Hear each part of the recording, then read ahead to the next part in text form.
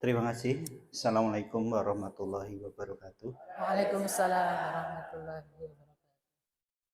Eh, Terima kasih pada pengurus Salimah ya telah berikan saya kesempatan untuk mengisi materi pada sekolah Salimah ini. Ini sebetulnya sudah 3 kali kalau saya ingat ya.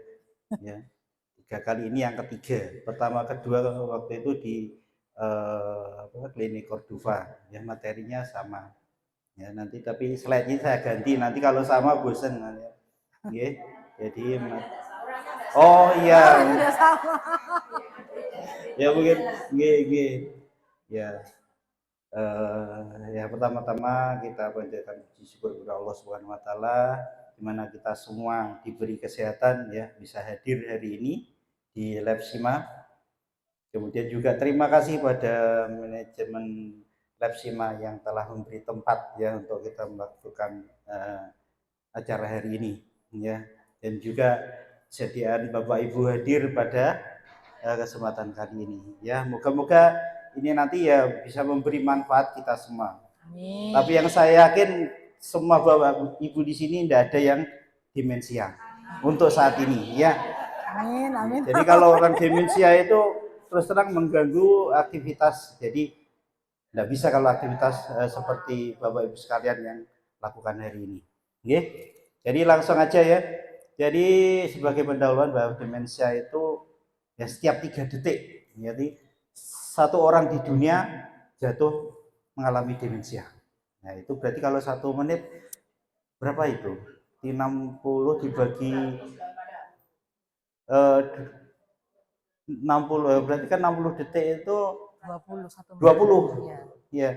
60 dibagi 3 kan 20. Ya 20 orang dalam 1 menit. Kali 1 jam 60 kali berapa tadi 20, nah 1200. Jadi total berapa itu satu hari ya, jadi banyak. Jadi moga-moga kita semua tidak mengalami ini ya, moga-moga ya. Ya semoga kita diberi kesehatan seterusnya. Jadi sampai saat ini lebih dari 55 juta orang di seluruh dunia hidup dengan demensia. Dan angka ini juga diproyeksikan masih semakin naik ya. Karena apa? Harapan manusia, harapan hidup manusia tambah meningkat dengan meningkatnya kesehatan. Jadi menjadi 78 juta pada tahun 2030 dan 139 juta pada 2050. Ya, jadi tambah banyak. Kemudian 60% kasus itu terjadi di negara berkembang dan di bawahnya. Jadi kalau yang negara maju semakin menurun karena juga meningkatnya perawatan pengobatan kesehatan ya. Jadi setiap dari data WHO itu hampir 10 juta kasus baru setiap tahun. Jadi lumayan banyak. Lanjut, demensia ini juga salah satu penyebab kematian yang tinggi juga, yaitu ketujuh. Ya, juga penyebab kecacatan yang semakin bertambah. Kemudian pada tahun 2016 itu ODD orang dengan demensia sekitar 1,2 juta, meningkat 2 juta pada tahun 2030 dan 4 juta pada 2050. Lanjut. Jadi demensia itu apa? Jadi demensia itu sebetulnya istilah ya.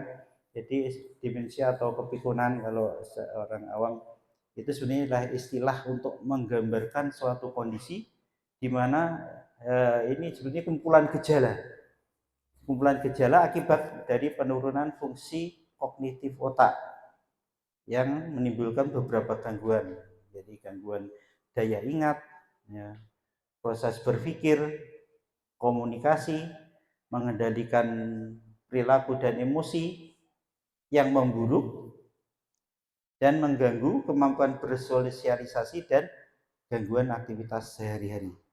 Jadi kalau belum sampai gangguan sosialisasi dan bisa melakukan aktivitas sehari-hari, ya belum demensia. Ya. Jadi kalau bisa aktivitas kesini hari ini berarti ya bukan.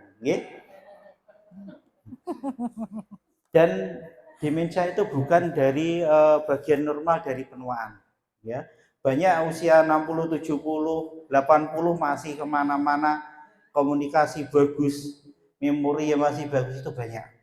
Oke, jadi demensia itu bukan bagian normal, itu yang abnormal, tidak normal.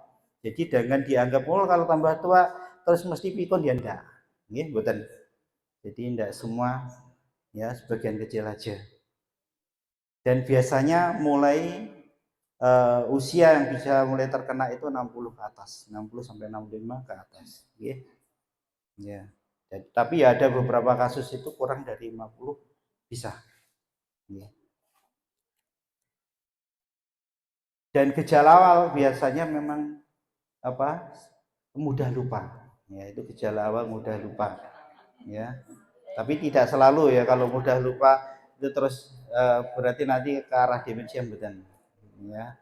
Nggih. Tapi kalau yang uang merah itu kayaknya enggak ada yang lupa ya. Nggih. Jadi ada beberapa faktor yang lain yang bisa menyebabkan mudah lupa seperti kelelahan, stresnya. Nggih. Lanjut. Nah, penyebabnya. Jadi penyebab demensia itu banyak itu ya. Jadi sebetulnya kan demensia itu ada kerusakan sel-sel otak ya. Kerusakan sel-sel otak dan eh, apa yang disebabkan oleh banyak hal ya, banyak hal. Dan faktor usia itu juga memang salah satu ya.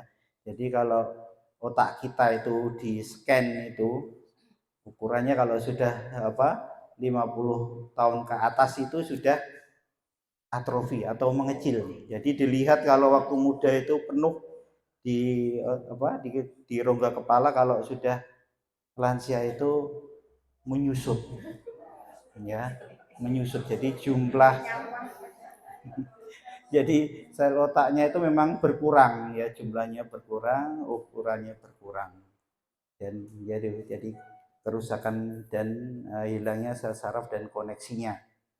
Ya, dan ini apalagi ada gangguan medis yang lain itu akan mempercepat penurunan jumlah hilangnya sel saraf dan koneksinya itu. Jadi yang apa saja yang bisa menyebabkan gangguan medis yang menyebabkan demensia ini? Lanjut. Nah, yang pertama ini jenis-jenisnya ya. Jadi yang terbanyak itu memang demensia Alzheimer. Ya, demensia Alzheimer ini contohnya apa ya? Muhammad Ali. Nah, itu kan petinju terkenal dunia. Jadi kepalanya itu kan tiap kali pertandingan ya mesti kena pukul ya, trauma tumpul. Nah, itu mesti ada sedikit-sedikit sel otak yang rusak, akhirnya ngumpul, akhirnya ya jadi demensia itu. Jadi ini paling banyak ya, sekitar 60 sampai 70% kasus demensia. Jadi ditandai penurunan fungsi kognitif, terutama gangguan memori ya, memori jangka pendek. Kalau memori jangka panjangnya itu biasanya masih bagus. Jadi kalau orang demensia, orang pikun itu istilahnya yang ingat kan ingatan dulu ya, memori yang waktu kecil, waktu muda itu yang diomongkan. Tapi kalau yang kemarin yang baru itu lupa ya. Jadi gangguannya di proses menyimpan memorinya itu yang terganggu. Ya, jadi memori lama karena sudah tersimpan di dalam itu ya muncul, yang muncul itu. Tapi yang memori-memori baru, lupa naruh barang apa gitu, lupa tadi sudah makan belum, padahal sudah 3 kali ya, itu. Jadi memori-memori baru yang sering terganggu. Ya. Jadi penyebabnya apa demensia Alzheimer ini? Ada protein abnormal, yaitu gumpalan plak dan saraf berfungsi yang merusak sel-sel otak sehat. Jadi apa saja yang menyebabkan ini? Ya, antara usia, kemudian genetik, kemudian gaya hidup, pekerjaan tadi juga yang tontonan Muhammad Ali tadi. Lanjut, demensia vaskuler. Vaskuler itu pembuluh darah. Jadi karena ada gangguan pembuluh darah otak.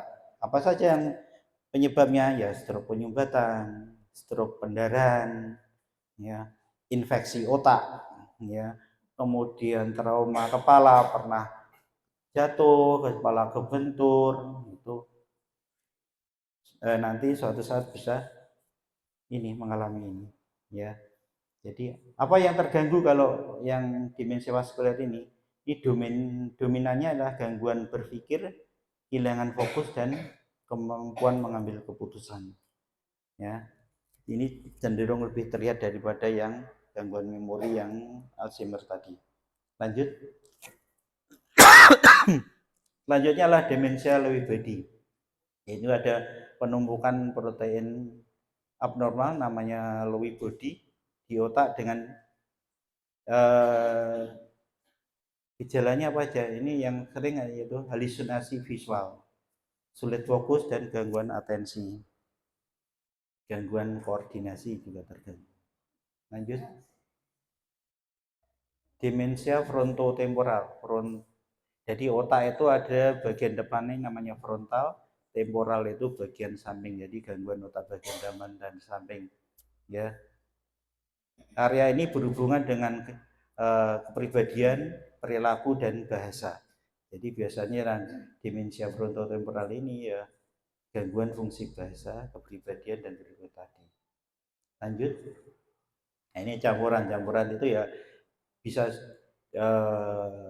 dua atau lebih daripada demensia yang di atas tadi.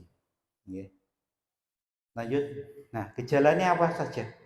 Ya, jadi gejalanya yang pertama yang paling banyak ya penurunan daya ingat, ya, mudah lupa tadi, lupa naruh barang di mana, ya, itu yang paling ringan, ya. Kemudian mau menyebutkan sesuatu itu jadi sulit, ya. Kemudian ini kesulitan berkomunikasi, kemudian disorientasi, ya. Ini sudah biasanya kalau diorientasi sudah lumayan berat, ya.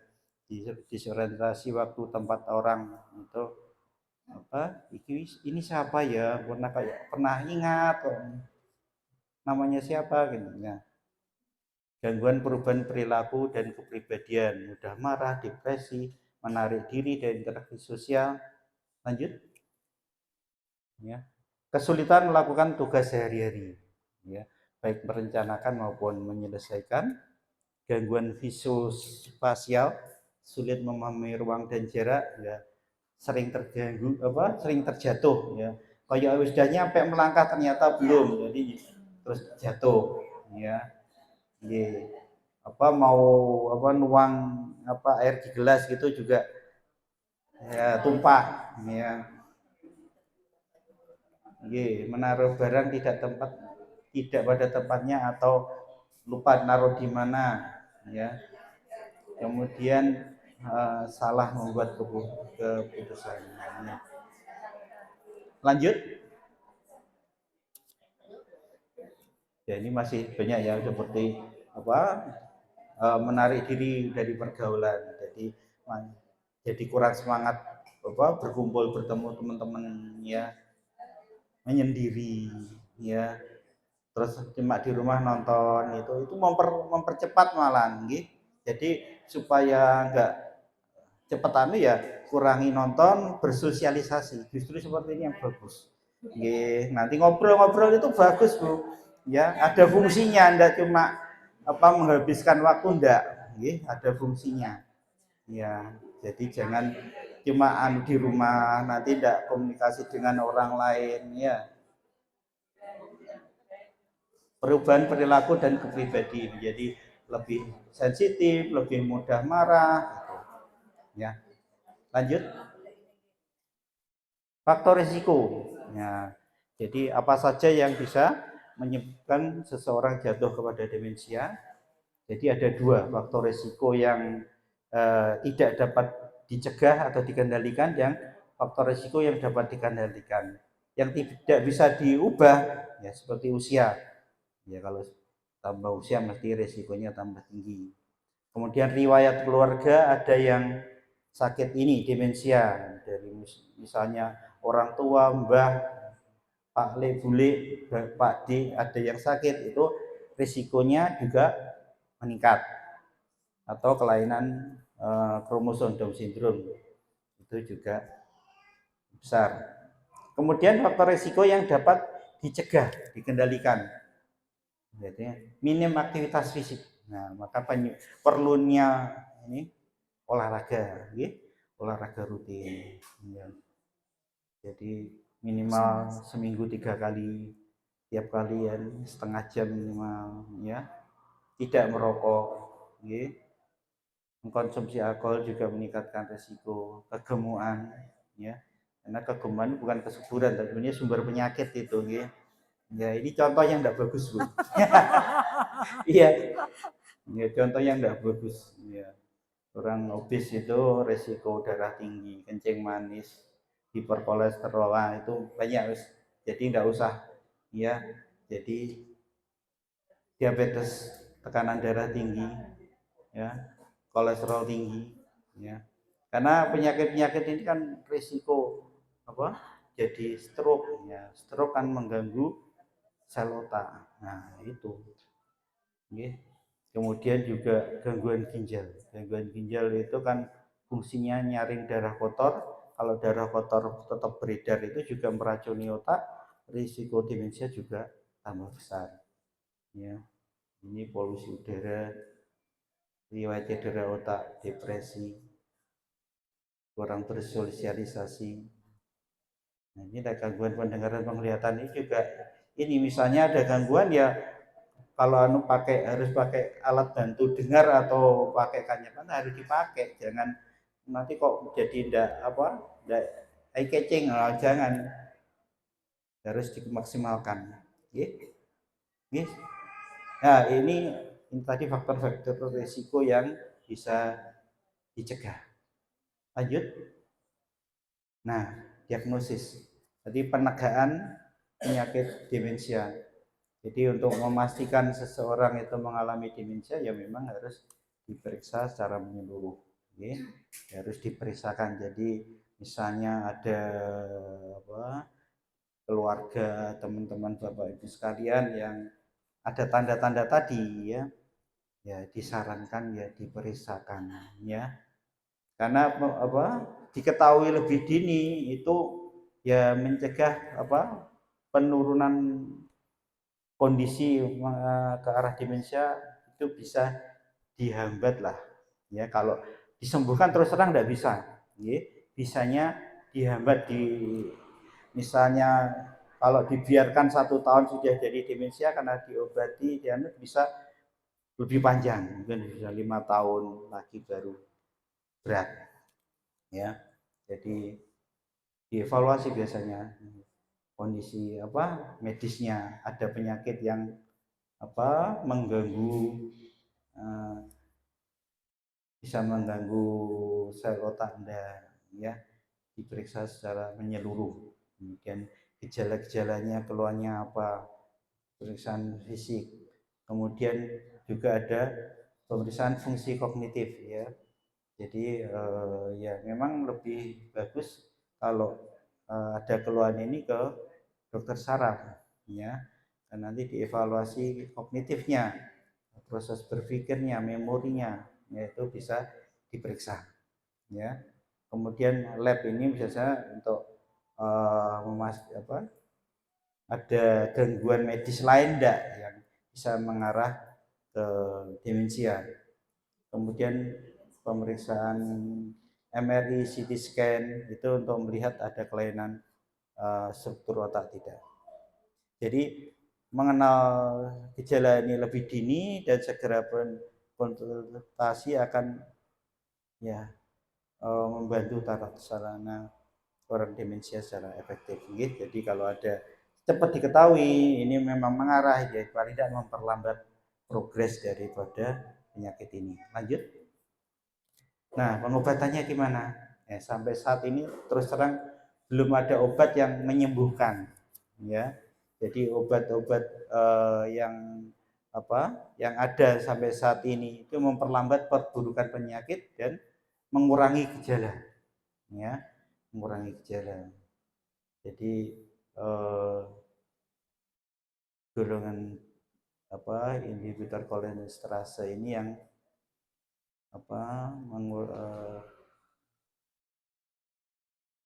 mengurangi ini apa kerusakan neurotransmitter yang ada di otak ya. Jadi fungsinya memperlambat terus terang, bukan menyembuhkan. Kemudian yang non farmakologi, non obat ya, fisioterapi ya, fisioterapi dukungan psikososial. Jadi misalnya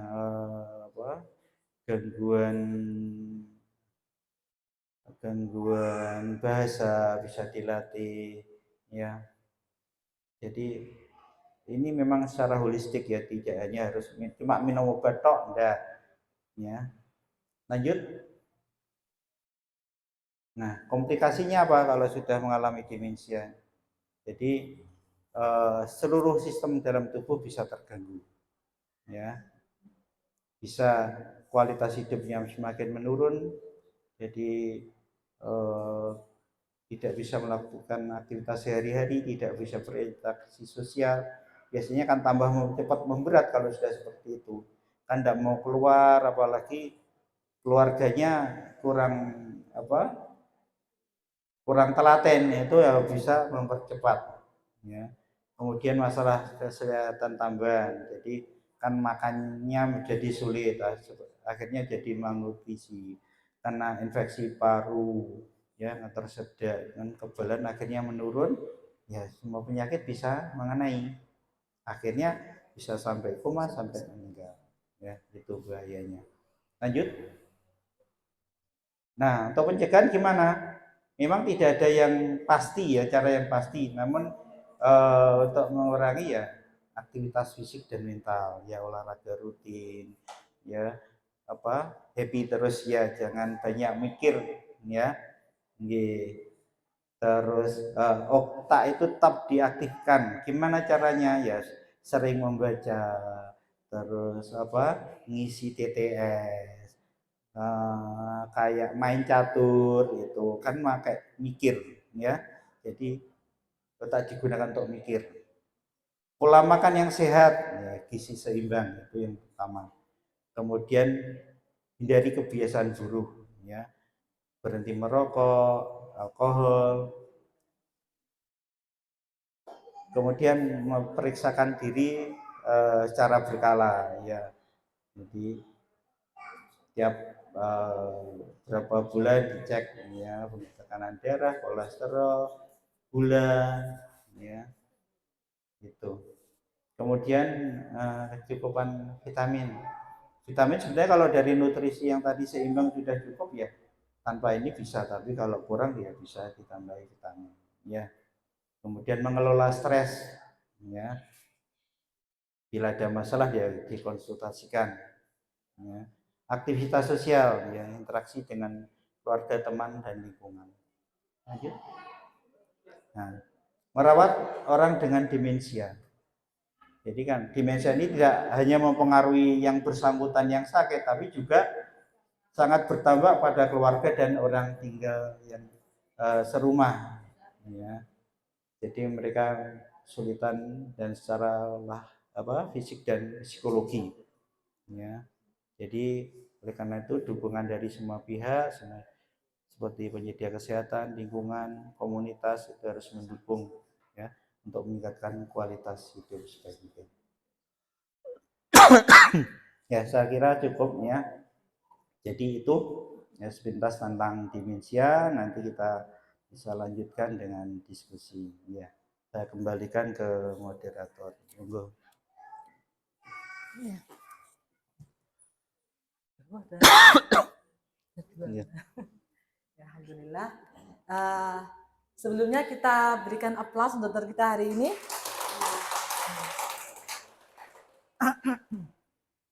Jadi tadi Bapak Ibu sudah sangat jelas gamblang ya, menyimak keterangan dari Dr. Joko tentang demensia ya. Monggo bisa di list, bisa disiapkan pertanyaannya. Ini boleh berapa pertanyaan, Dok? Monggo ya, mungkin yang pertama 3 dulu. Ya, boleh. 3 dulu Bapak Ibu. Monggo dipersilahkan yang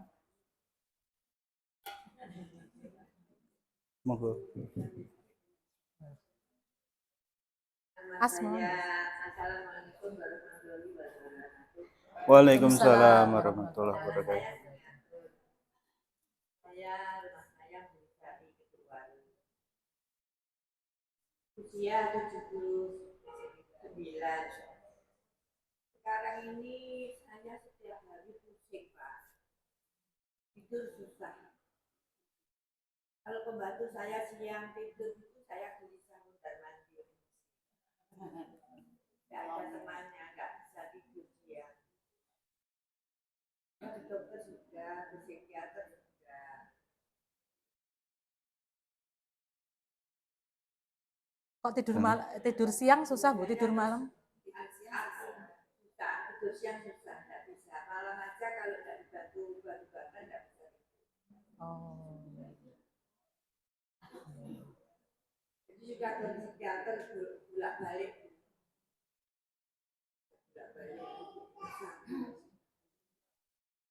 Aku harus gimana, Pak? Harus gimana? Aku harus gimana, Pak? Iya. Tampung dulu, Bu. Baru 79. Enggak ditampung dulu kan. Oh iya. Ngangkat 3 kilo gitu aja sudah nggak kuat. Iya. Jadi setiap hari nggak pernah kerja, cuma lihat-lihat bunga di depan rumah. Iya. Ya tuh di rumah dengan Pembantu, anak-anak jauh semua. putra pinten Bu? Kawan. Oh, barakallah. Cucu songo, buyut songo.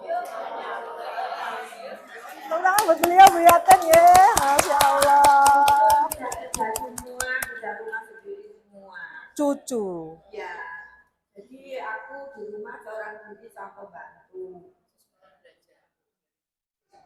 Oh iya, mau semangat belajar ya, luar biasa. Iya. Iya Bu, nanti kita tampung dulu ya Bu ya, Bu Yatin ya. Tadi Bu Yatin sudah menyampaikan unek-uneknya ya. Yang paling pribadi loh, kita bisa bisa mendengar semua ya. Terima kasih sudah sharing ya Bu ya. Nanti kita sampaikan, kita bahas bersama. Yang kedua, bisa ada lagi? Yang kedua, mungkin juga perlu apa ya tentang penggunaan gadget pada lansia, apakah itu mempengaruhi atau bukan ya Dok ya. Kalau zaman dulu, zaman sebelum era gadget ini kan paling lansia itu resiko untuk nonton tuh paling depan TV aja. Gitu sampai bersani sinetron sampai Bersani TV, ya. Bukan Bersani TV yang Bersani TV ya. Gitu. Kalau sekarang kan bosen nonton sinetron, nah ini bisa Bersani HP. Nah kalau dan saya tuh juga sering menemukan lansia tuh sampai ngaten jinglengi sampai gitu ya. Maksudnya sampai tidak peduli di sebelah-sebelahnya itu apa yang terjadi tuh kayak beliau tuh nggak peduli gitu loh. Lah nggak cuman yang muda-muda aja, yang lansia tuh juga seperti itu lah. Apakah itu juga ada meningkatkan faktor resiko atau mboten Dok? Terus itu untuk saya pribadi ya.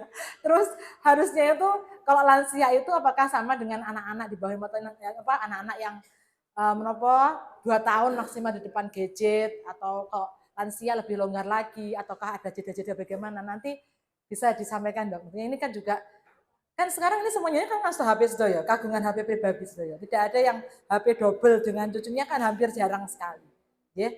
Nah itu saya pernah juga sebelum jadi booming masalah yang kontraproduktif dengan penggunaan gadget, mungkin juga perlu nanti disinggung ini Dok ya. Monggo yang Assalamualaikum warahmatullahi wabarakatuh. Waalaikumsalam warahmatullahi wabarakatuh. Terima kasih. Ini mungkin pertanyaan saya agak menyimpang sedikit. Ini saya tujukan pada Pak Dokter. Perkenalan Bu. Iya, terima kasih. Nama saya Bu Titi, alamat saya Bu Mas Kudusari. Insya Allah usia saya sudah menginjak 65 tahun. Pertanyaan saya tujukan pada Pak Dokter, maksud kami ini terkait dengan saraf. Beberapa yang pernah saya lihat itu, mohon maaf, ini saya melihatnya itu adalah di TikTok, ya bukan saya penggemar, bukan, kebetulan saja kadang-kadang saya melihat itu. Nah, dengan apa yang saya lihat itu sehubungan dengan para lansia, saya kira yang rawuh ini semuanya mengalami, yaitu istilahnya saraf kejepit ya, itu banyak sekali, dan saya mengalami yaitu di lutut saya. Alhamdulillah saya periksakan ke dokter di Kodopa, itu dikasih beberapa obat, itu alhamdulillah bisa sembuh. Maksud saya alhamdulillah, pertama saya tidak bisa sholat, kemudian untuk sujud dan sebagainya itu masih kesulitan, tapi sekarang sudah bisa. Namun yang saya lihat itu di media sosial yang saya katakan di TikTok itu banyak sekali cara-cara untuk terapi, maksudnya. Nah, ada terapi dengan model seperti ini, model seperti itu, dan seterusnya. Nah, saya itu kadang-kadang juga namanya usaha, ya kepingin dengan adanya olahraga atau olahraga itu yang kelihatannya kok bisa akan teratasi dengan adanya cara untuk menanggulangi. Namun yang saya tanyakan, apakah itu betul-betul bisa kita lakukan karena sesuai dengan kondisi usia lansia, kemudian atau mungkin tidak perlu, karena itu banyak sekali faktor-faktor yang kemungkinan tidak akan kita lakukan karena tidak sesuai dengan mungkin usia atau mungkin berat badan. Itu yang pertama. Kemudian yang kedua, apakah selalu dalam kondisi yang kadang-kadang merasa nyeri dan sebagainya itu harus selalu minum obat atau memang harus diperiksakan ke dokter? Demikian itu yang harus saya sampaikan. Assalamualaikum warahmatullahi wabarakatuh. Waalaikumsalam warahmatullahi wabarakatuh. Matur suwun Bu Titik. Nggih. Sampun terkumpul sekawan pertanyaan, Dok. Jadi tadi yang terakhir pertanyaan dari saya yang tentang gadget tadi nggih. Jadi mungkin bisa disampaikan dulu jawaban dari ya tadi kalau Bu Tami ya sudah kita selesaikan ya. Jadi 3 pertanyaan.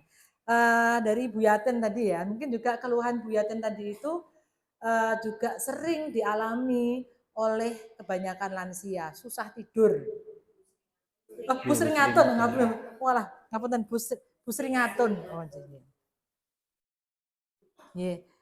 jadi susah tidur, kalau tidur siang susah, kalau sare siang itu rekaos dalam kinten ya itu ya wajar ya, maksudnya masih bisa itu. Tapi kalau sampai malam pun susah tidur, susah sare itu kan bahaya, karena bengkel tubuh kita itu kan bekerja hanya pada malam hari ya, jam 10 sampai jam 1 atau jam 2, dan itu harus dilewatkan dengan tidur dalam yang berkualitas.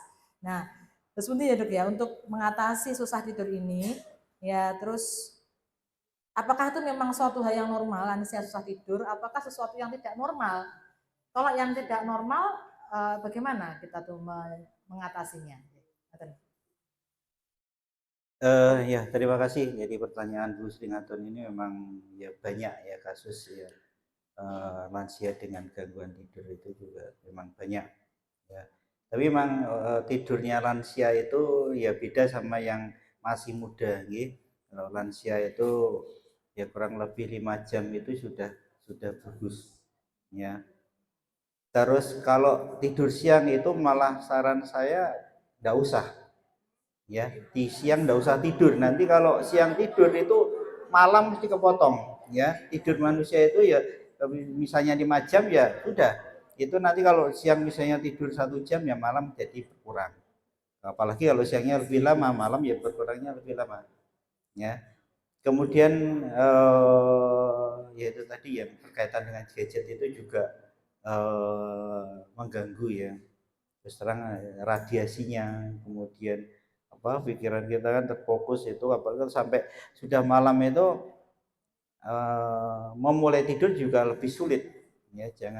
Jangan terlalu malam, mulai awal tidurnya ya, jam 9, ya paling malam jam 10 itu sudah mulai tidur. Jangan terlalu malam, karena kalau terlalu malam malah mulai lebih sulit ya. Kemudian suasana ruangan harus dibuat nyaman, ruangan kamarnya rapi, harum, itu kita insya Allah kalau untuk memulai tidur itu lebih gampang ya. Kemudian ya lebih bagus ini sampai mulai sambil baca nanti kan orang baca itu lama-lama ngantuk ya. Jadi itu bisa ya. Jadi ruang tidurnya diatur sebaik mungkin ya. Kemudian apa? Ya cuci apa? Sikat gigi, cuci wajah gitu seger enak ya. Kalau sudah semua faktor psikis juga bisa mempengaruhi ya. Lagi banyak pikiran, itu juga pengaruh. Oke. Kemudian apakah kondisi fisiknya ada masalah tidak? Ya.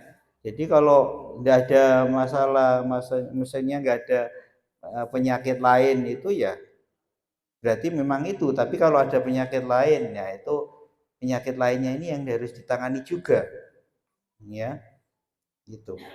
Jadi memang penyebabnya itu banyak faktor, tidak hanya satu dua faktor, jadi banyak bisa saling mempengaruhi. Jadi kondisi fisik harus dilihat juga, okay.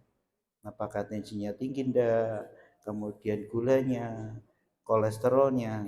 Ya kalau semua bagus, ya berarti cuma itu. Jadi kalau apa, ya kalau memang sangat mengganggu ya memang bantuan obat itu bisa, tapi ya jangan dipakai terus karena nanti ketergantungan bisa. Ya, makanya ya mungkin yang belum pernah Ibu periksa ke saraf belum? Sudah. Oh, Oh nggih. alah, Masya Allah. Nggih.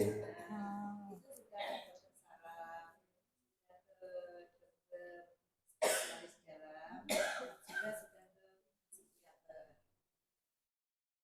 Nggih. Hmm. Nah, itu ya memang pengaruh psikis itu ya. Ada pengaruhnya memang ya. Jadi banyak faktor.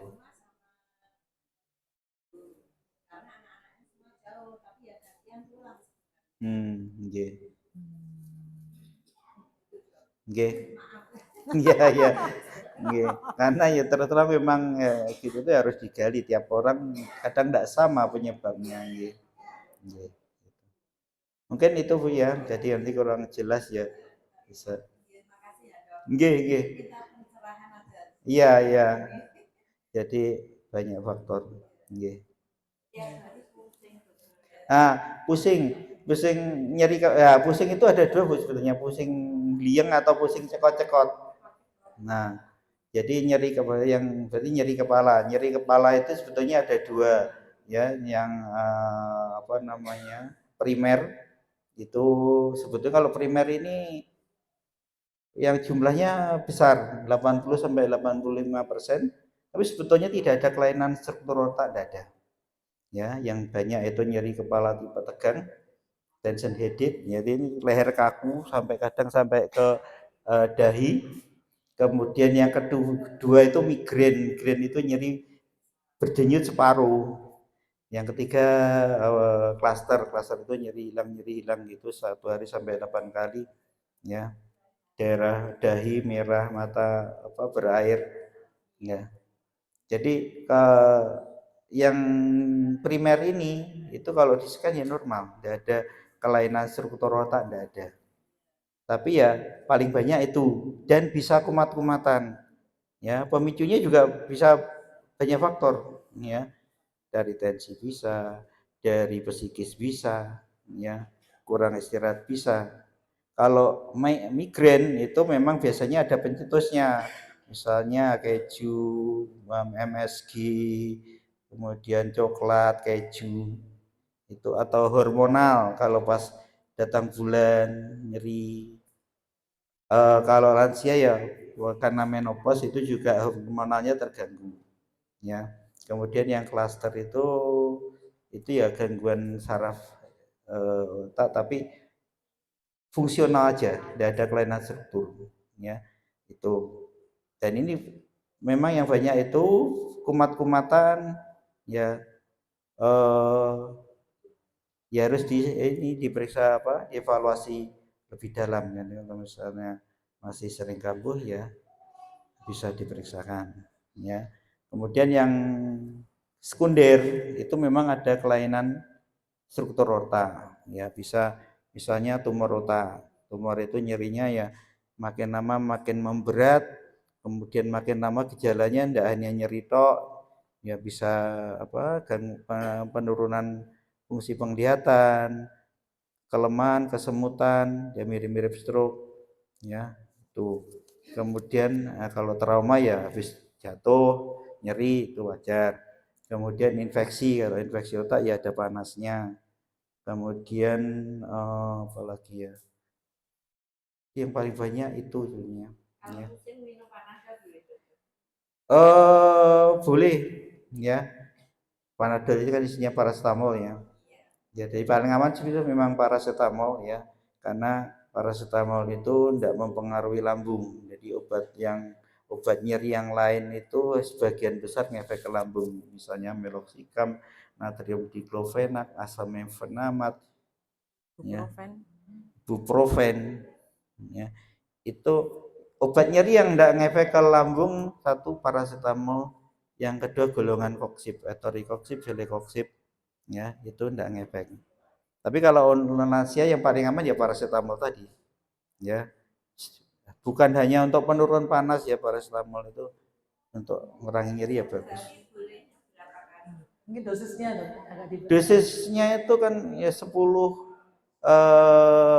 miligram per kilogram berat badan. Jadi jenengan beratnya 50 ya 500 ya. Kalau beratnya lebih ya dikali itu tadi ya. 3 sampai 4 kali enggak apa-apa. Ya. Biasanya kan 1-2 kali itu sudah membaikkan. Ya. Sambil istirahat insya Allah baik. Ya. Tapi kalau yang sekunder yang ada keluhan lain ya itu diperiksakan, itu tidak bisa hanya minum obat-obat pereda nyeri toh. Ya. Mungkin itu untuk. Jadi kalau misalnya berat panjenengan, berat kita 75 kilo ya Bu ya. Jadi ya jangan ragu-ragu minum paracetamolnya 750 mg. Itu berarti 2 tablet dicuil seperempatnya. Ada yang forte kan kalau nggak salah. Atau yang forte juga bisa. Kalau forte kan 650 mg berarti untuk berat badan 65 kilo atau seputar itu. Jadi ya 51. Nggih, ngaten Bu sering ngaten nggih. Mungkin ya, menapa atau bikin buku harian ya Dok ya. Mungkin menulis. Untuk coping rilis stres. Kadang-kadang kita tuh juga perlu untuk mengeluarkan edaran ini biar tidak mungkin menggalih cucu yang di mana, menggalih buyut yang di mana. Itu kadang-kadang kalau kita tidak rilis, mungkin nggak ketemu dengan orang, nggak bisa ketemu dengan yang kita bisa sharingkan, curhat, itu kan akhirnya kan namun datang menggalih. Itu kalau sebenarnya kan Bu Joko itu kan penulis. Ya. Bu Joko itu penulis, beliau juga ikut aktif di klub-klub penulis itu. Jadi sekarang itu lagi ngetren menulis untuk mengeluarkan stres. Ini ya, makan unek-unek ya, penggalih-penggalih yang ini itu dengan menulis itu sangat menyehatkan pikiran. Menulisnya itu untuk kita sendiri Bu, jadi tidak usah orang lain misalnya harus standar aturan tulisan bahasa yang benar, dulu enggak. Pokoknya biar mau menulis, mau menggambar, pokoknya biar keluarkan aja. Itu mungkin bagusnya sebelum sare ya Dok ya? Iya.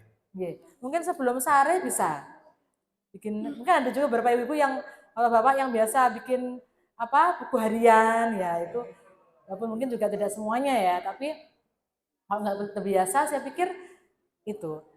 Bu Seringatun sakit nyerat apa yang sebelum menopo serak sare diserat Bu.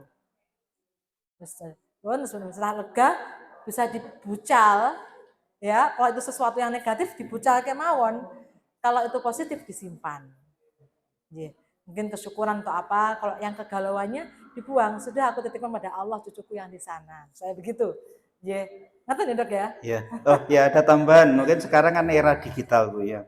Jadi hubungan jarak itu sekarang sudah bisa dipangkas ya, bisa video call, nanti hari ini ganti cucu yang sana, besok yang sana gitu ya, kan sama aja, nanti kelihat wajahnya, bisa ngobrol ya. Wah, luar biasa. Nggih, atau mau tidur video call dulu, nanti setelah itu baru tidur, bisa membantu ya. Nggih, gitu. Ngilangi kangen juga Bu. Ya, mungkin itu masukan tambahan. Nggih. Ngaten nggih Bu Suryaton nggih. Injil sama. Pertanyaan yang tadi Bu Tami sudah nggih. Terus Napa?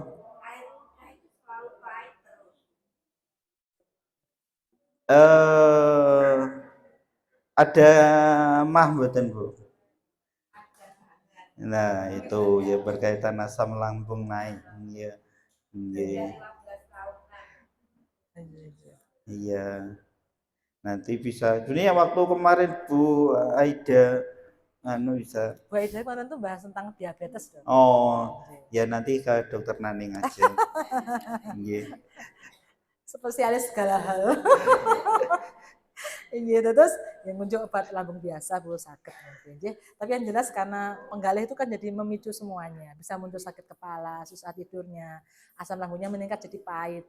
Bahkan kadang-kala kita dapati itu ada beberapa pasien yang mengeluh dadanya panas, ternyata apa? Asam lambung yang naik, bukan penyakit jantung dan seterusnya.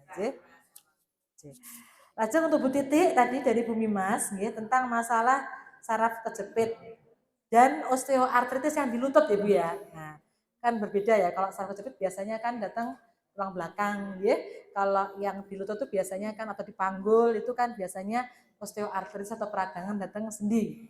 Nah, tadi beliau menonton ngaten ya Bu Titik menonton beberapa video di TikTok yang edukasi gerakan-gerakan itu sebenarnya sebenarnya apakah itu aman ditiru atau kados pundi? Ya, ini tentang saraf kejepit ya. Saraf kejepit. Jadi memang pada lansia itu kasus saraf kejepit itu memang meningkat ya. Low back pain, nyeri punggung bawah. Jadi tidak semua nyeri punggung bawah itu saraf kejepit ya. Penyebab yang lain bisa banyak, gangguan faset, kemudian ada spondilosis ya, pengapuran ya, gangguan otot itu juga bisa. Cuma kalau memang saraf kejepit itu hernia nukleus pulposus ya. Jadi sarafnya itu yang ke arah kaki itu kejepit waktu keluar dari saluran sarafnya ya, jadi di tulang belakang bagian bawah daerah lumbar. Nah itu memang kasus saraf kejepit ini memang banyak ya, dan biasanya memang ya sebagian besar itu bisa berulang ya, buat capek, buat angkat-angkat nanti jepit lagi. Nah, saraf kejepitnya itu memang jepitannya bisa lepas, kalau pas lepas ya nyerinya hilang. Tapi memang di daerah situ sudah ada locus minoris, ada kelemahan otot di situ, akhirnya yang bisa menyebabkan bantalan antar tulang belakang itu nekan sarafnya, itu bisa berulang memang ya. Dan tulang belakang itu kan fungsinya nyangga badan. Jadi kalau posisi badan tegak ya, duduk berdiri itu risiko jepit besar ya. Makanya olahraga yang paling bagus untuk saraf kejepit itu sebetulnya renang ya. Renang, kalau enggak bisa renang ya pegangan besi yang di pinggir kolam itu, kakinya digerak-gerakkan berenang, jalan di air yang kedalaman setinggi dada. Kan jalan di air beda sama jalan di darat ya. Kalau di air kan keangkat airnya, jadi tekanan jepitannya itu melemah, harapannya ya lepas. Tapi olahraga yang lain yang posisi badan tegak itu ya risiko tetap menjepit besar. Jadi aktivitas yang lain apapun kalau masih posisi tegak itu juga risiko tambah kejepit besar. Ya, jadi Obat-obatan fisioterapi terus terang memang hanya mengurangi atau meredakan nyeri, ya. Apalagi kalau usia lansia itu tidak boleh diteraksi ditarik ya, karena struktur tulang ototnya sudah beda sama masih muda. Jadi bukan menghilangkan jepitannya, itu bukan, yang mengurangi keluhan aja, ya. Nah, itu pijat kalau ringan aja enggak apa-apa, tapi kadang pijatnya terlalu keras justru tambah jepit bisa, Bu. Ada pernah saya jumpa itu setelah dipijat bukannya nyerinya berkurang, tambah lemas kakinya, tambah jepit bisa. Jadi kalau pijat ringan di blonyo itu enggak apa-apa, tapi kalau yang ditekan keras itu jangan. Itu. Jadi obat-obatan fisioterapi itu mengurangi keluhan. Tapi kalau diobati terapi sudah baik ya enggak perlu operasi. Ada beberapa kasus itu memang ya diobati, dia memang berkurang sesaat, nanti efeknya habis, nyeri. Bahkan kalau sudah ada kelemahan otot kaki itu ya tidak bisa hanya diobati sama terapi tok, harus operasi. Ya, kebetulan kalau di SK ini dokter-dokter bedah ortopedi itu sudah sering melakukan. Ya, itu. Jadi untuk kasus-kasus yang berat itu ya memang harus operasi. Tidak bisa kalau hanya cuma terapi minum obat aja, tidak bisa. Nah itu untuk kasus yang berat. Kemudian yang tadi lututnya, memang lutut itu juga bebannya kan ya juga berat ya, menyangga badan ya, coba sudah puluhan tahun itu kan juga struktur sendi lututnya sudah berubah. Tulang rawanya menipis, cairan sendinya berkurang, ya. Itu ya boleh aktivitas tapi yang ringan-ringan, ya. Yang sampai ada yang lompat-lompatnya itu ya jangan. Termasuk renang itu juga bagus gantian dan tidak nyangga badan, jadi beban tulangnya tidak terlalu, tapi itu kan tetap gerak. Ya, bukan berarti harus istirahat total tidak gerak ya, nanti Anda ini, karena aliran darah di sendi lutut itu minimal, dan justru dengan gerak itu nutrisinya itu kan menyebar merata, jadi harus tetap gerak, tapi yang tidak boleh high impact, yang berat itu. Nanti kalau kan grade-nya juga ada grade 1 sampai grade 4 ya. Kalau grade 4 yang paling berat itu ya itu operasi, tapi grade 1 sampai 3 itu cukup bisa dengan minum obat, dengan injeksi. Ya, itu fisioterapi itu. Mungkin itu yang bisa saya jelaskan untuk saraf kejepit dan OA sendi lututnya. Nggih, nggih, tadi yang pertanyaan saya yang tadi, Bu Titi sampun nggih, sampun cekap, nggih. Yang tentang penggunaan gadget pada lansia, itu bagaimana itu? Ya asal mungkin durasinya ya, yang pertama durasinya enggak terlalu lama gitu ya, boleh aja sih, ya, karena ya kan radiasinya juga ada. Mungkin bisa dijelas berapa jam ngaten, Dok? Biar lama itu kan tiap orang relatif ya, lama 2 jam, betul udah 2 jam ternyata gitu. Ya mungkin enggak lebih, sekalian udah boleh lebih dari 1 jam itu ya,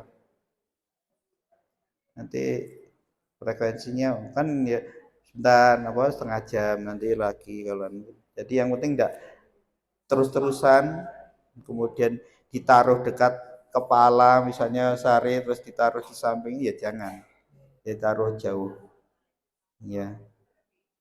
Ya itu Terus kan juga sebetulnya kan ya kontennya kan macam-macam ya, sebetulnya kan gadget itu bisa nambah ilmu, terus mungkin musik, nah itu kan bisa. Ya. Ya, tempo hari itu kita juga ada di-sharingi dengan lansia tetangga kita.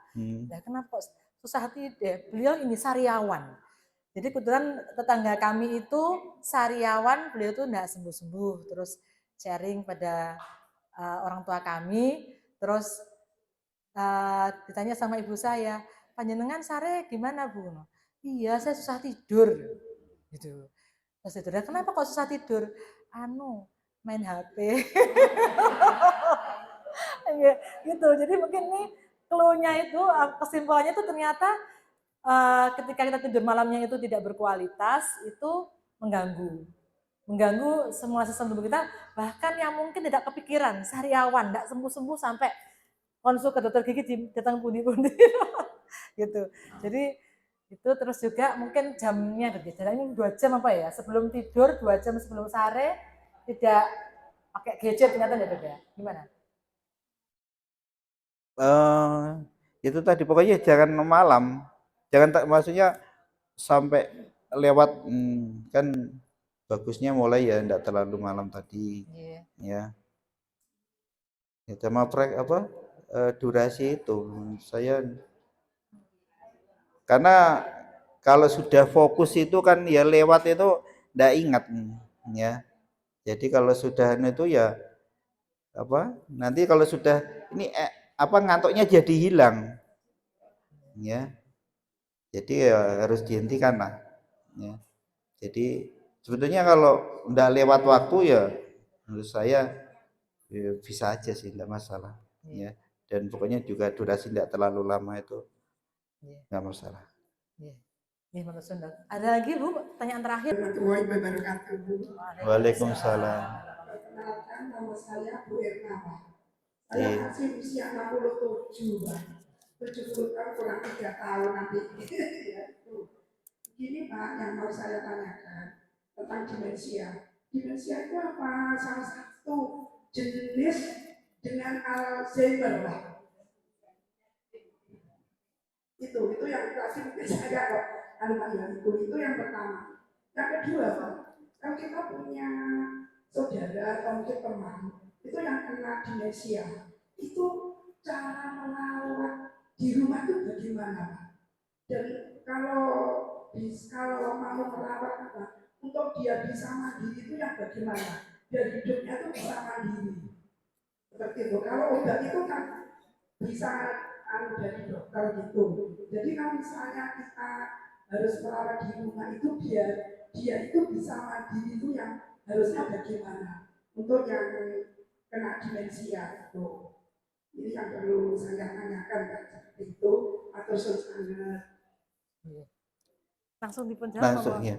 Terima kasih ya. Jadi sebetulnya untuk demensia Alzheimer tadi kan sudah dijelaskan ya. Jadi demensia sebetulnya istilah ya, istilah kumpulan gejala akibat gangguan fungsi kognitif otak. Gangguannya apa saja yang mulai proses berpikir, memori, ya bahasa. Nah, jenis-jenisnya itu tadi ya. Alzheimer memang termasuk demensia yang paling banyak ya, itu tadi 60 sampai 70%, di bawahnya baru yang vaskuler, frontotemporal, Lewy body, campuran. Jadi Alzheimer itu termasuk demensia ya, jenis demensia yang paling banyak. Kemudian perawatan itu tadi dengan di orang dengan demensia. Jadi kalau sudah dikatakan demensia berarti kan ya sudah terganggu fungsi itu tadi, gangguan sudah mengganggu aktivitas sehari-hari. Artinya sudah memang berat. Ya itu tadi keluarga, kemudian caregiver atau petugas ini ya harus memang seperti ini tidak bisa sudah mandiri ya. Jadi untuk disembuhkan juga sudah tidak bisa. Jadi yang lebih penting kan jangan sampai menjadi demensia. Jadi kalau sudah mulai ada tanda mengarah itu ya cepat diperiksakan, diobati. Tapi kalau sudah menjadi demensia ya sudah, yang penting perawatan sehari-hari di rumah. Itu memang tergantung orang lain, tidak bisa sudah ya, karena sudah mengganggu aktivitas sehari-hari ya harus dibantu orang lain. Jadi ya kebersihannya, kemudian makannya itu kan ya harus dibantu, okay? Karena nggak dirawat dengan baik kan resiko sakit lebih besar. Jadi intinya itu. Jadi kalau sudah demensia terus terang memang sudah tergantung orang lain, jadi keluarga dan sekitarnya itu yang ngurus, sudah tidak bisa ngurus diri sendiri. Nggih. Mungkin itu Bu ya.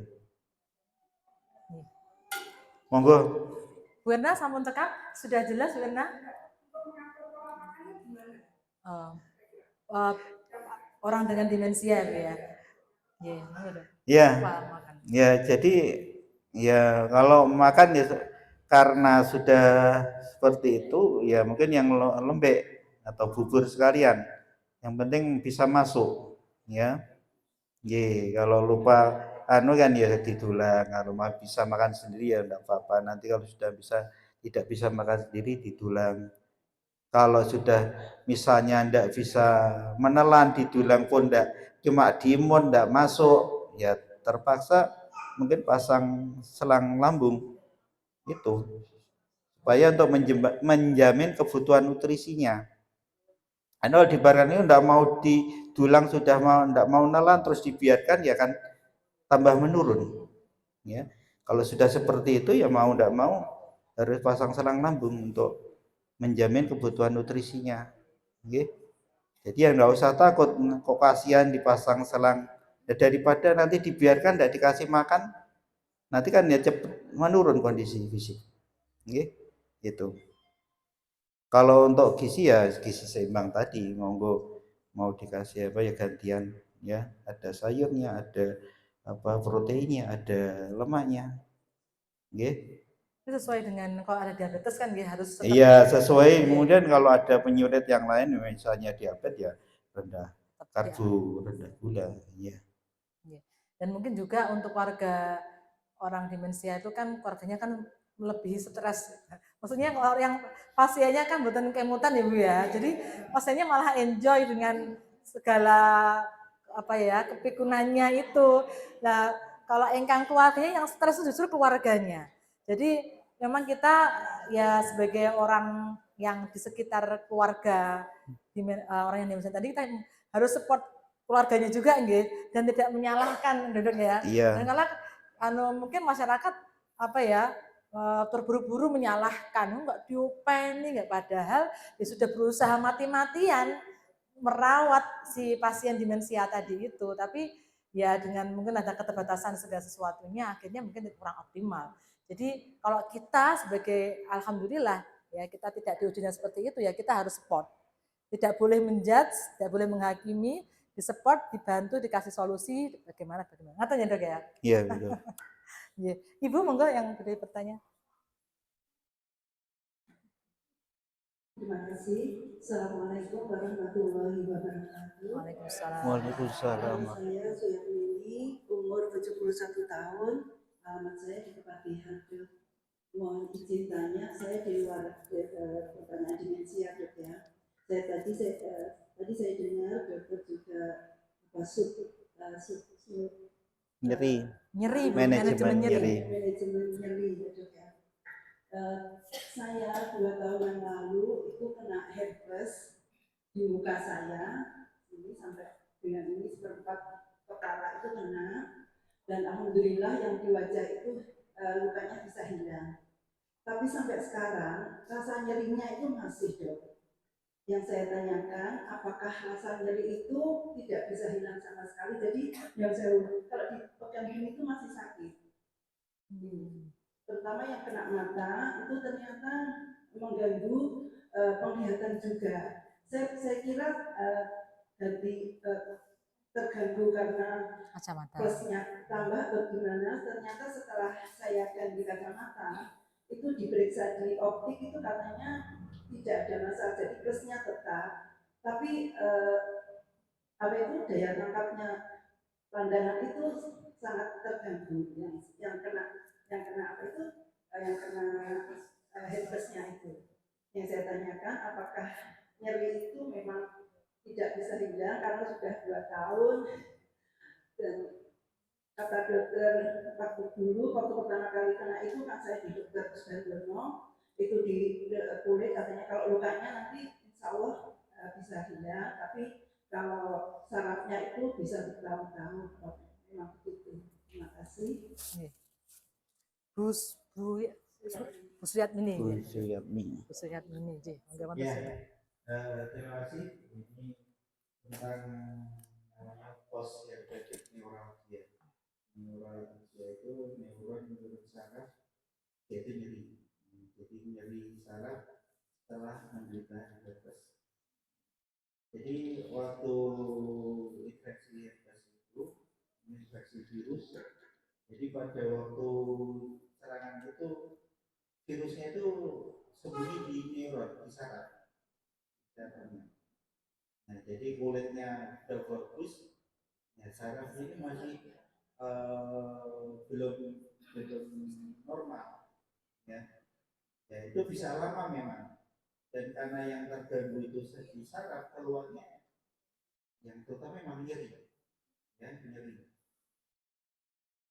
Bisa kesemutan, bisa pegel, bisa nyeri, bisa rasa panas, ya, gangguan saraf. Nah, memang bisa lama ya. Bahkan ada yang menetap ya, kalau kerusakannya sudah parah ya kadang menetap. Ya. Tapi kalau ringan-ringan biasanya sampai 6 bulan bisa membaik. Ya. Cuma tergantung tadi derajat kerusakan terhadap sarafnya. Ya. Itu memang bisa lama. Terus untuk obat-obatan sebetulnya obat nyeri saraf sama nyeri non saraf itu ada bedanya. Ya, jadi kalau nyeri saraf dikasih obat-obat yang nyeri nasisetik, nyeri biasa ya dapat kurang banyak. Ya, jadi golongan yang sering ya misalnya gabapentin, pregabalin itu yang biasanya membantu. Ya, juga karena ini ya membiasakan diri yaitu bersama dengan nyeri. Ya. Kalau tidak terlalu nyeri ya tidak usah diminum obatnya. Tapi kalau memang sudah mengganggu ya diminum. Ya. Nah, obatan memang ya meredakan nyerinya. Tapi sambil minum neurotropik obat apa untuk sarafnya itu regenerasi sarafnya itu ya tertentu. Ya. Kemudian yang itu mengganggu mata menurut saya sebetulnya ini dua ini yang berbeda ya. Jadi yang terganggu itu kan yang saraf-saraf di kulit ya. Tapi untuk mata itu kan sarafnya langsung dari dalam. Jadi saraf optikus itu biasanya tidak kena. Ya. Kalau tadi sudah dibiasakan dan masih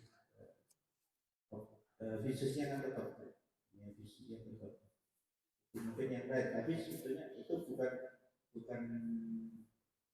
yang karena proses teknologianya, ya, karena inflasinya berbeda. Jadi itu, jadi ya moga-moga tambah membaik ya, semoga ini. Iya. Ada lagi Bapak Ibu yang akan disampaikan? J. Bu. J, monggo. Assalamualaikum warahmatullahi wabarakatuh. Waalaikumsalam warahmatullahi Nama wabarakatuh. saya Sariwati, rumah saya Perumahan Wisma Indah. Saya mau bertanya dokter tentang nyeri. Istilahnya kram di kaki itu akibat karena apa ya dokter? Kadang-kadang malam gitu tiba-tiba kram gitu waktu sebelum bangun malam hari ya. Kadang-kadang kemarin itu kami waktu di air, jadi ada terapi air itu juga kram. Gara-gara apa itu? Karena makanan atau karena memang ototnya yang kurang pas begitu? Terima kasih pertanyaan saya. Assalamualaikum warahmatullahi wabarakatuh. Waalaikumsalam warahmatullahi wabarakatuh. Oh ya, Bu Sari, Mbak Bile bisa jelaskan kramnya itu waktunya muncul waktu kapan? Malam Ibu ya. Ya. Kalau jam segini buat Enggak. mau istirahat. Dan kemarin itu waktu ikut terapi air saya kram juga kaki saya, tapi beda kakinya. Oh, Yang nggih. dulu seringnya kanan, sekarang kok ada yang kiri juga gitu. Oh, nggih. Nggih, nggih Bu Sari. Monggo, Dok. Ya, sebetulnya kram itu dia kan kontraksi otot berlebihan. Ya, biasa pemicunya ya aktivitas. Ya, sebelumnya aktivitas apa yang lebih dari biasanya. Jadi ototnya yang kecapean, jadi waktu malam itu kontraksi, nyantol. Jadi kan suakit gitu kan. Jadi biasanya karena aktivitas berlebih sebelumnya. Ya. Tuh, makanya pentingnya pemanasan itu juga salah satu untuk mengurangi gerak itu. Misalnya kalau kecapean, ya sebelum tidur dibelonyoin, dipijit-pijit, itu bisa. Ya. Ya. Apa bisa juga akibat kena kipas angin misalnya atau AC begitu ya? Oh, kalau sih tidak terlalu. Ya justru karena itu tadi karena aktivitas berlebihan sebelumnya. Makanya itu tadi saran saya ya waktu sebelum aktivitas pemanasan dulu, nanti malam dikasih apa obat ini apa oles dipijiti gitu. Insya Allah apa risiko untuk kram lebih kecil. Ngaten. Ngaten Bu Sari, sampun jelas. Iya, monggo Ibu. Bapak boleh anu Pak, boleh bertanya Pak. Bapak boleh bertanya. Waalaikumsalam Nama saya Ender Yuni dari Sukomono, Karangrejo. Saya mau bertanya, ketika bangun pagi, ketika bangun tidur yang pagi, kalau siang tidur enggak masalah. Itu telapak kaki yang dekat dengan jari untuk beramak itu terasa seperti kesetrum. Itu apa penyebabnya? Bagaimana cara mengatasi? Terima kasih dokter. Assalamualaikum warahmatullahi wabarakatuh. Waalaikumsalam warahmatullahi wabarakatuh.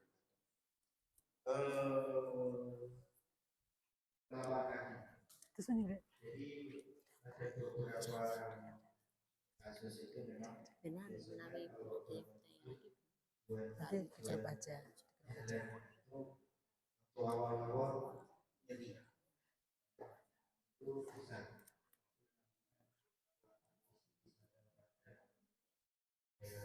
Ya, ini apa? Kayak apa pikun bedanya pikun demensia dengan pikun apa perlu dilihat pada yang tanya loh. Ini pikun biasa atau pikun mengarah menuju demensia? Nggak ada yang bertanya. Saya kalau penasaran, baru ditutup nanti nih ya. Maksudnya udah berhati-hati gitu loh. Enggak tanya-tanya demensia. Terus tutup nonton gue ya.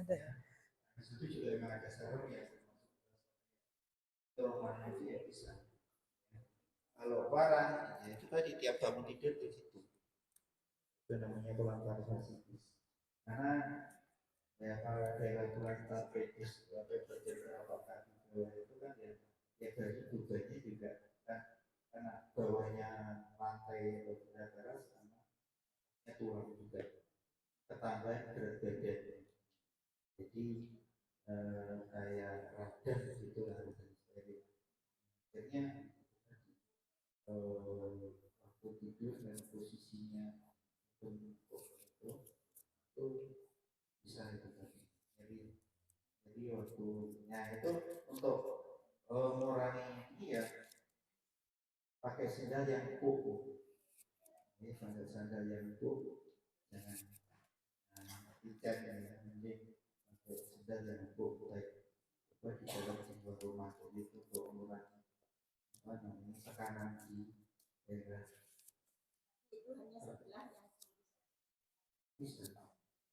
yang bisa ya harus dua-duanya harus dua-duanya kita istilahnya kalau diobati juga biasanya menggunakan tapi yang alam salah satu yang sering kita lakukan ya injeksi disuntik daerah situ yang biasanya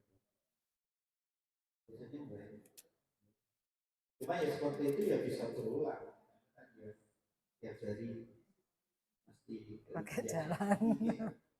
tiap hari kerja Iya.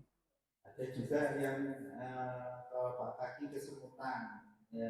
Itu telapak kaki itu kan sarafnya paling jauh ya, paling ujung. Nah, biasanya kalau ada keluhan yang mulai semutan dari telapak kaki nanti kemana? Sekitar panas, kebas. Ya. Yang paling banyak itu biasanya pada orang dengan diabetes. Itu namanya polineuropati diabetes itu. Mulainya dari telapak kaki nanti bisa tambah naik, kalau sudah sampai lutut tangan bisa mulai kena. Ya, itu ya gulanya dikontrol, terus diobati, itu bisa. Ngaten Bu Endar, sudah jelas nih. Ini maaf, ini yang bertanya saya yang terakhir nih. Selain nanti kalau ada yang bertanya nanti lewat grup aja ya Bu ya, karena waktunya sudah mendekati pukul ya. Jadi ini Dok mungkin apa bedanya orang yang pikunnya pikun memang pikun yang normal atau pikun yang mengarah ke demensia, menuju ke demensia. Itu kita membedakannya bagaimana gitu. Karena kan seperti pemeriksaan haji itu kan sekarang tuh kan ada kayak pertanyaan misalnya sekarang di mana, kemudian umurnya berapa, ini siapa di sebelah panjenengan. Dan sebenarnya tuh kalau nggak lolos itu benar-benar nggak berangkat haji Dok. Kita tuh kemarin tuh ada pasien yang dia itu masih ke pasar, dia bisa belanja, bukan sebagai pembeli ya, sebagai penjual. Dia bisa belanja, terus dia sholatnya juga terep, tapi itu ketika ditanya berapa umurnya, terus Indonesia merdeka tahun berapa, ya itu susah dan sampai kita tuh bikin video dikirim ke Kemenkes loh, itu tetap nggak lolos. Yeah. Jadi dan memang kalau ini kan baru beberapa keberangkatan haji yang terakhir ini yang sampai demensia sampai ada 10 pertanyaan itu Dok yang ini. Saya juga kepengen menolong ya sampai kita berikan ada ini umurnya ini loh Mbak. Tapi beliau itu benar-benar lupa dengan umurnya. Dan itu kita nggak bisa ya membantunya gitu aja wong di video terus kita berikan ini sampai dibantu dengan tulisan gitu. Itu the sulit ya Dok ya. Itu sampai sefatal itu sampai nggak maksudnya apakah nanti itu dicurigai akan kayak kumat demensia yang hebat di sana padahal orangnya juga sehari-hari itu bisa beraktivitas gitu. Ya, jadi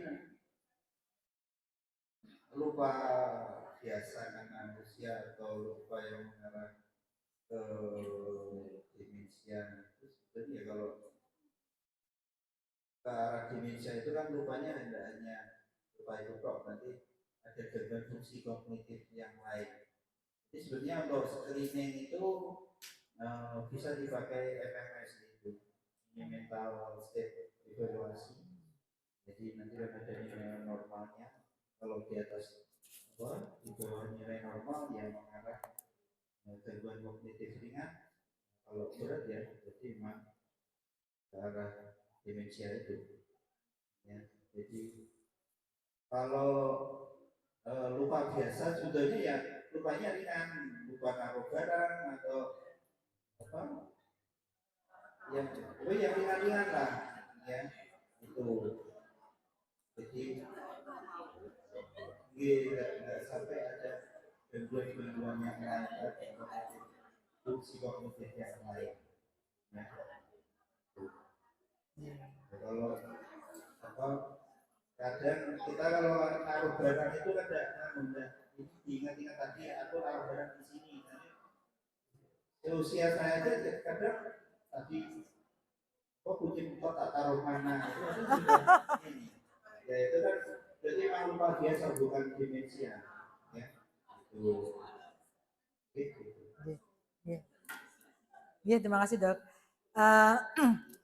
Bapak Ibu, alhamdulillah kita sudah selesaikan materi tentang demensia pada pagi hari ini. Ya, terima kasih bagi yang sudah bertanya dan mohon maaf kalau belum bisa berkesempatan untuk melayani pertanyaan yang lain. Jika menghendaki untuk bertanya bisa disampaikan di grup karena kita kan kalau ada yang belum tergabung di grup nanti bisa dawuh ke saya atau dawuh ke Bu Sis, nanti kita bantu untuk masuk. Izin untuk menyampaikan resum dari materi yang disampaikan Dr. Joko tadi. Demensia ya secara kejadian ternyata tiap 3 detik ada satu penderita demensia yang terdiagnosa. Sekarang ini ada 55 juta orang di dunia ini yang terdiagnosa demensia, ya. Dan 10 juta rata-rata penderita baru, ya. Dan itu akan menambah 55 juta tadi itu, Masya Allah ya. Dan ternyata dari penelitian di negara berkembang lebih tinggi kejadian demensia dibandingkan dengan negara yang maju seperti misalnya di Jepang gitu ya. Di Jepang itu demensianya lebih kecil daripada di Indonesia, misalnya seperti itu. Kemudian apa itu tadi demensia? Demensia adalah kumpulan gejala akibat terganggunya fungsi kognitif atau fungsi berpikirnya otak, ya. Bisa berupa, jadi gejala-gejala tadi itu, ya, itu adalah berupa penurunan daya ingat, terutama daya ingat jangka pendek ya Dok ya. Kemudian proses berpikirnya juga ada terganggu, agak lama ya. Jadi cara loadingnya itu agak lama ya Bu ya, loading lama ya Bu ya. Lola. Terus emosinya jadi terganggu ya karena merasa ya kalau ngobrol pengen apa tetapi kata tadi nggak ketemu ya, menemukan kata-kata yang pas itu susah sehingga orang demensia juga terganggu dalam berkomunikasi. Dan akhirnya juga karena buat nyambung dengan baik, jadi gangguan emosi ya Bu ya. Terus kemudian tentu juga sosialnya juga akan ada kesulitan ketika bersosialisasi. Terus juga kegiatan sehari-hari ini yang mungkin semakin nyata ketergantungannya kepada keluarga. Terus perlu diingat demensia ini bukan bagian yang normal. Sekali lagi, demensia itu bukan sesuatu yang normal pada proses penuaan. Ya, orang yang menua itu sangat bisa tetap sehat kognitifnya, tetap sangat sehat daya pikirnya. Ya, jadi bukan sesuatu yang normal kejadian demensia itu. Kemudian gejala awalnya memang mudah lupa, tetapi tadi Dr. juga menjelaskan bahwa mudah lupanya itu bukan lupa yang remeh-temeh, lupa naruh kunci motor ya, tetapi lupa yang sifatnya itu mengganggu kegiatan sehari-hari sampai pada level mengganggu kegiatan sehari-hari, mengganggu bersosialisasinya. Ya. Kemudian apa penyebabnya? Karena kerusakan atau hilangnya sel-sel saraf dan koneksinya di otak ya. Di mana juga ketika di-scan itu massa otaknya menurun, jadi mengecil otaknya, ya memang mengecil otaknya gitu. Terus jenis-jenis demensia apa saja? Yang paling banyak adalah demensia Alzheimer. 60-70% demensia atau kepikunan adalah jenis Alzheimer. Penyebabnya apa? Kalau Alzheimer itu karena ada jenis protein abnormal yang nempel di saraf otak. Kenapa seperti itu? Allahu a'lam ya Dok ya. Terus pokoknya itu memang ya itu rezeki-rezekian begitu ya. Oleh karena itu memang kita tuh ikhtiarnya secara di bumi dan juga di langit ya Bu ya, supaya terhindar dari demensia. Kemudian faktor genetik, makanan dan gaya hidup juga sangat mempengaruhi demensia Alzheimer. Yang kedua jenis demensianya adalah demensia vaskuler. Ini seringkali kita temui pada penderita-penderita stroke. Jadi stroke itu ada sequelnya, ada macam-macam sequelnya. Kalau film ada sequelnya, sequelnya berlanjut ada ya 1, 2, 3. Kalau stroke itu sequelnya macam-macam Ibu, ya. Dr. Joko ini sudah tua dengan ya pasien stroke-nya yang paling banyak pasien stroke ya. Jadi gejala sisa stroke itu bisa berupa demensia, bisa berupa epilepsi, ya betul. Jadi punya epilepsi setelah serangan stroke. Ada juga sequelnya stroke itu susah menelan, disfagi, ya. Ada juga setelah stroke itu jadi kelemahan sebelah, itu mungkin yang paling umum ya. Jadi kita ingat bahwa ada demensia vaskuler, demensia yang terjadi karena sisanya gerah stroke. Ya. Jadi kalau apa penyebabnya? Bisa karena diabetes yang tidak terkendali, bisa karena hipertensi yang nggak terkendali, atau bisa juga karena kolesterol yang tidak terkendali. Yang ketiga, demensia Lewy body. Ya, itu tadi gejala utama adalah ada halusinasi. Loh kayak saya tuh jadi inget ya, mbah saya dulu sebelum sedo itu lah, burimu ono Mbah Taji, misalnya gitu ya. Burimu ono Mbah Taji, malam-malam beliau bangunin kita. Lha iku lho Nduk, burimu ono misalnya Mbah Taji, misalnya begitu. Padahal Mbah Taji sudah sedo. Ya, ada halusinasi. Apakah itu lebih badi atau bagaimana? Beneran untuk ya. Mungkin itu ya, mungkin ada halusinasi seperti itu. Kemudian ada dimensi yang terakhir, dimensia frontotemporal. Karena bagian frontal, bagian depan dan bagian temporal otak itu mengatur bahasa dan kepribadian, tentu yang muncul adalah gangguan berbahasa. Ya, walaupun juga ada, saya tuh ada pasien stroke yang sisanya sekuelnya itu dia itu orang Jawa, orang Tulungagung. Setelah stroke nggak bisa ngomong Jawa, ngomong bahasa Indonesia terus, ya. Dan dialeknya kayak dialek Sunda-Sunda gitu, Bu. Betul tuh pasien saya di puskesmas kota itu. Jadi mungkin itu stroke-nya juga stroke yang mengganggu di daerah frontal dan temporal itu mungkin ya. Seperti itu. Betul itu Bu, itu kisah nyata. Ya.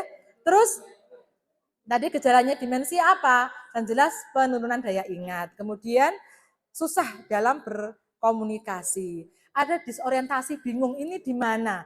Ini jam berapa? Kamu siapa? Padahal putranipun. Atau dikira orang lain ya, misalnya ini bukan istri saya ya, padahal istrinya sampai dibalangi. Ya betul Bu, diuncali barang-barang. Loh kamu kok tidur di sini? Kamu bukan istriku. Diuncali barang-barang. Itu saestu terjadi ya. Kemudian ada perubahan perilaku dan kepribadian, sulit melakukan kegiatan sehari-hari dan ada juga gangguan visuospasial, mau napak kayaknya sudah nyentuh unda-undaan ternyata dereng nyentuh unda-undaan akhiripun dawah. Kemudian salah menaruh barang, salah membuat keputusan ya. Misalnya sudah menghitung pengeluaran dan sebagainya sudah kacau, menarik diri dari pergaulan. Itu awal mula bencana, akhirnya makin pasif, tidak bergerak, makan pun sampai disuap karena memang ototnya sudah melemah semua. Ya, jadi ternyata Bapak Ibu, saya tuh usia saya 46 tahun ya, semakin tambah usia, semakin menyadari bahwa bergerak itu suatu kebutuhan kita. Karena kalau tidak bergerak, otot kita akan mengecil dan akan melemah. Ya, jadi bukan tulang ya Bu ya, kita tuh bergerak bukan karena tulang kita. Tulang hanya sebagai penunjang. Yang utama adalah otot. Jadi bergerak adalah rahasia otot yang kuat, ya. Kemudian faktor resikonya apa demensia? Ada 2 faktor resiko yang bisa diubah. Saya ini berdiri karena biar panjenengan tidak tetap fokus ya. Faktor resiko yang bisa diubah dan faktor resiko yang tidak bisa diubah. Faktor resiko yang tidak bisa diubah tentu usia, ya. Kita makhluk hidup pasti bertambah usianya, ya. Kemudian ada penurunan fungsi juga. Kemudian faktor genetik, kalau kita punya embah yang punya demensia, kita nggak bisa menolak takdir bahwa kita adalah cucu seorang penderita demensia. Ya, itu ada hal yang tidak bisa kita ubah. Tapi Allah Maha Adil, demensia muncul tidak semata-mata bukan karena faktor yang tidak bisa diubah, tetapi juga lebih banyak karena faktor yang bisa diubah. Tadi misalnya aktivitas fisik ya, kita teratur aktivitas fisik ya, kita tidak merokok, nggak minum alkohol. Mohon diingat juga, merokok pasif itu juga harus diperhatikan. Ya, oh kita nggak merokok Bu, tapi suami penjenengan merokok enggak, putra-putranya merokok enggak, gitu ya. Kemudian obesitas juga mempengaruhi, hipertensi, kadar kolesterol juga mempengaruhi, fungsi ginjal, polusi udara, kemudian pernah cedera otak atau tidak, ya, itu juga sangat mempengaruhi. Itu kisahnya tadi petinju ya, legendaris Muhammad Ali tadi itu ya. Kemudian siapakah yang mendiagnosa demensia? Bukan kita. Yang mendiagnosa demensia adalah dokter, khususnya dokter saraf ya. Jadi jangan kok kalau demensia jenengan lo demensia Jung misalnya. Oh tidak ya. Wilayah diagnosa demensia bukan wilayah kita, wilayah dokter saraf. Jadi karena ada pengukuran-pengukuran tertentu yang hanya bisa dilakukan dokter saraf. Kemudian nah, apakah bisa diobati demensia?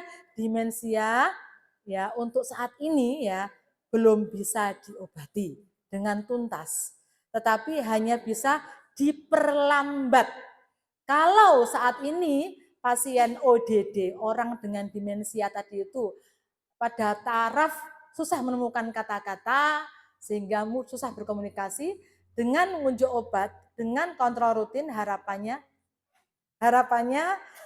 tidak berlanjut menjadi misalnya menarik diri dari lingkungan ya, atau tidak bisa beraktivitas yang sehari-hari. Jadi cegah, jangan sampai terjadi perburukan.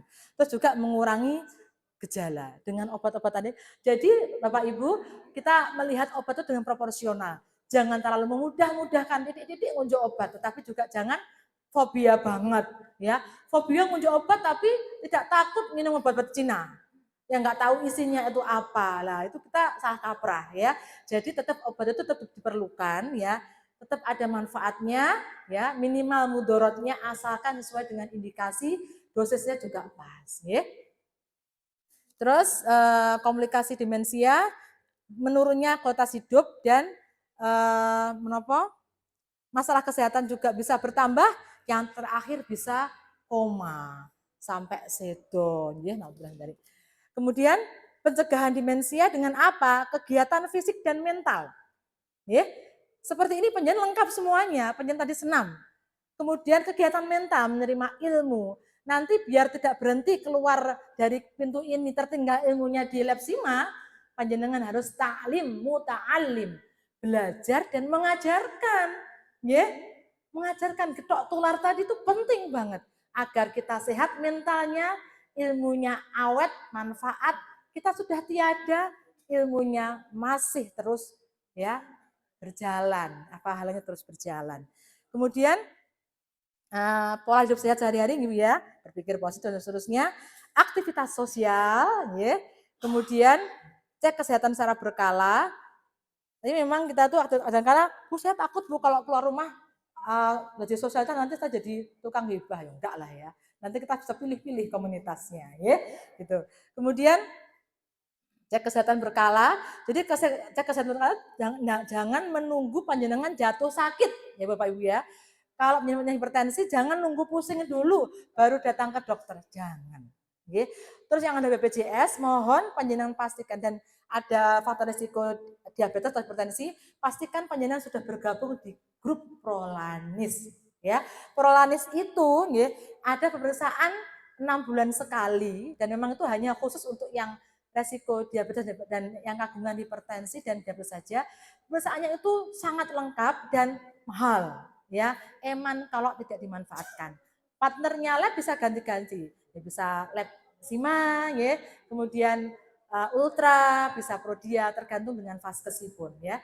Jadi mohon dipastikan Bapak Ibu yang ada BPJS, ya, kemudian ada hipertensi dan diabetes, mohon pastikan panjenengan sudah bergabung di grup Prolanis Vaskes masing-masing. Ya Bu ya. Kemudian stres, ya saya kira semua ya ketika kita sudah selesai pun juga ya yang semua yang hidup pun juga tetap ya namanya resiko stres tetap ada ya. Tinggal kita itu mengelolanya seperti apa. Karena kalau kita hidup tanpa stres itu juga istilahnya tidak ada masalah sama sekali, bahkan yang masalah yang kecil pun tidak ada ya. Kita juga istilahnya tidak akan tertantang ya Bu ya untuk mengerahkan fisik kita. Misalnya semuanya sudah dimakan, sudah ada di sini, nggak perlu ke dapur ya. Semuanya makan di sebelah meja, di tempat tidur, bangun tidur bisa makan, itu nanti juga otot kita juga tidak akan bergerak. Ya. Nggak ada tantangan apa-apa. Ya itu kita akan pasif ya. Jadi stres pada dosis yang tepat itu juga ternyata menyehatkan juga gitu ya. Pokoknya kita tidak salah memanajemennya. Aktivitas sosial ya juga bisa mencegah stres. Kemudian bagaimana merawat orang dengan demensia ya, memang kita perlu update, kita tanya kepada yang ahli. Kalau orang lain yang kebetulan diuji dengan keluarga yang demensia, kita bantu mereka. Jangan terburu-buru menyalahkan ya, karena orang yang merawat demensia tuh justru sebenarnya lebih stres daripada penderita demensia itu sendiri. Itu saja. Semoga apa yang kita bahas pada pagi hari ini mendapatkan nilai di sisi Allah ya sebagai amal ibadah tolabul ilmi sampai usia ya sampai di ujung usia kita, rajin untuk belajar, dan jangan lupa agar ilmunya tidak mandek, agar kita juga sehat, ilmunya manfaat, ta'lim, muta'alim, belajar dan mengajarkan. Dr. Joko ini contohnya. Jadi beliau sharing-sharing sama kita, terima kasih Dok sudah berbagi ilmunya. Ini